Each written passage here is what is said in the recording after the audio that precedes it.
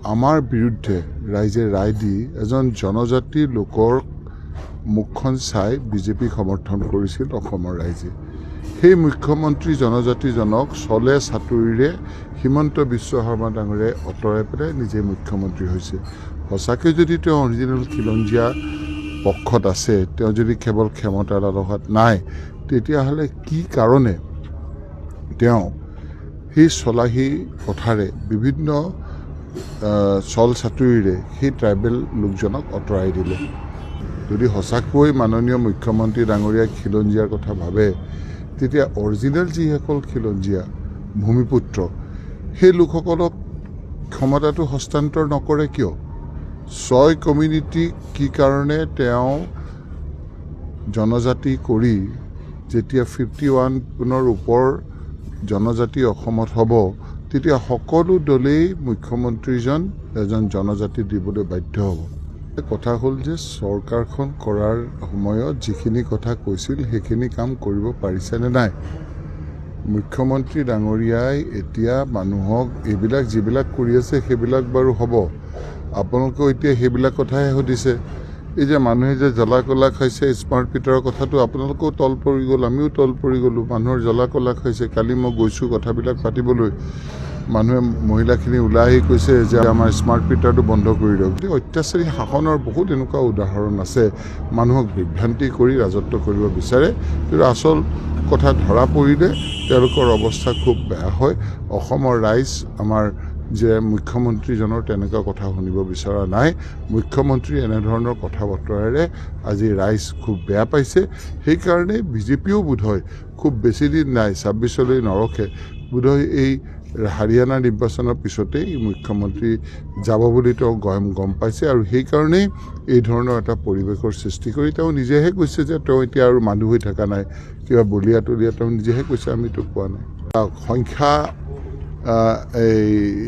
লৈ কথা, চব কথাত এইবিলাক জালত ভৰি দিবলৈ খোজা নাই। আকৌ যেতিয়া চৰকাৰ গণতন্ত্ৰত এইবিলাক তেওঁ কৰি আছে, মূল কথাবিলাকৰ পৰা বাদ দি আকৌ যেতিয়া সংখ্যা হ'ব, তেতিয়া আপোনাৰ নিশ্চয়কৈ এই কথাবিলাক সেই ধৰণেৰে চিন্তা চৰ্চা কৰিব পৰা যাব। আমাৰ বিৰুদ্ধে ৰাইজে ৰায় দি এজন জনজাতি লোকৰ মুখখন চাই বিজেপিক সমৰ্থন কৰিছিল অসমৰ ৰাইজে। সেই মুখ্যমন্ত্ৰী জনজাতিজনক চলে চাতুৰিৰে হিমন্ত বিশ্ব শৰ্মা ডাঙৰীয়াই অঁতৰাই পেলাই নিজে মুখ্যমন্ত্ৰী হৈছে। সঁচাকৈ যদি তেওঁ অৰিজিনেল খিলঞ্জীয়া পক্ষত আছে, তেওঁ যদি কেৱল ক্ষমতাৰ লালসাত নাই, তেতিয়াহ'লে কি কাৰণে তেওঁ সেই চলাহী কথাৰে বিভিন্ন চল চাতুৰিৰে সেই ট্ৰাইবেল লোকজনক অঁতৰাই দিলে। যদি সঁচাকৈ মাননীয় মুখ্যমন্ত্ৰী ডাঙৰীয়াই খিলঞ্জীয়াৰ কথা ভাবে, তেতিয়া অৰিজিনেল যিসকল খিলঞ্জীয়া ভূমিপুত্ৰ, সেই লোকসকলক ক্ষমতাটো হস্তান্তৰ নকৰে কিয়? 6 কমিউনিটিক কি কাৰণে তেওঁ জনজাতি কৰি যেতিয়া 51ৰ ওপৰ জনজাতি অসমত হ'ব, তেতিয়া সকলো দলেই মুখ্যমন্ত্ৰীজন এজন জনজাতি দিবলৈ বাধ্য হ'ব।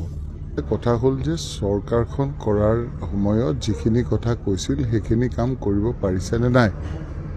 মুখ্যমন্ত্ৰী ডাঙৰীয়াই এতিয়া মানুহক এইবিলাক যিবিলাক কৰি আছে সেইবিলাক বাৰু হ'ব, আপোনালোকেও এতিয়া সেইবিলাক কথাহে সুধিছে। এই যে মানুহে যে জ্বলা কলা খাইছে, স্মাৰ্ট মিটাৰৰ কথাটো আপোনালোকেও তল পৰি গ'ল, আমিও তল পৰি গ'লোঁ। মানুহৰ জ্বলা কলা খাইছে। কালি মই গৈছোঁ কথাবিলাক পাতিবলৈ, মানুহে মহিলাখিনি ওলাই আহি কৈছে যে আমাৰ স্মাৰ্ট মিটাৰটো বন্ধ কৰি দিয়ক। গতিকে অত্যাচাৰী শাসনৰ বহুত এনেকুৱা উদাহৰণ আছে। মানুহক বিভ্ৰান্তি কৰি ৰাজত্ব কৰিব বিচাৰে, কিন্তু আচল কথা ধৰা পৰিলে তেওঁলোকৰ অৱস্থা খুব বেয়া হয়। অসমৰ ৰাইজ আমাৰ যে মুখ্যমন্ত্ৰীজনৰ তেনেকুৱা কথা শুনিব বিচৰা নাই। মুখ্যমন্ত্ৰী এনেধৰণৰ কথা বতৰাৰে আজি ৰাইজ খুব বেয়া পাইছে। সেইকাৰণে বিজেপিও বোধহয় খুব বেছি দিন নাই, 26লৈ নৰখে, বোধহয় এই হাৰিয়ানা নিৰ্বাচনৰ পিছতেই মুখ্যমন্ত্ৰী যাব বুলি তেওঁ গম পাইছে। আৰু সেইকাৰণেই এই ধৰণৰ এটা পৰিৱেশৰ সৃষ্টি কৰি তেওঁ নিজেহে কৈছে যে তেওঁ এতিয়া আৰু মানুহ হৈ থকা নাই, কিবা বলিয়া তলিয়া তেওঁ নিজেহে কৈছে, আমিতো কোৱা নাই। সংখ্যা লৈ কথা, চব কথাত এইবিলাক জালত ভৰি দিবলৈ খোজা নাই। আকৌ যেতিয়া চৰকাৰ গণতন্ত্ৰত এইবিলাক তেওঁ কৰি আছে, মূল কথাবিলাকৰ পৰা বাদ দি আকৌ যেতিয়া সংখ্যা হ'ব, তেতিয়া আপোনাৰ নিশ্চয়কৈ এই কথাবিলাক সেই ধৰণেৰে চিন্তা চৰ্চা কৰিব পৰা যাব।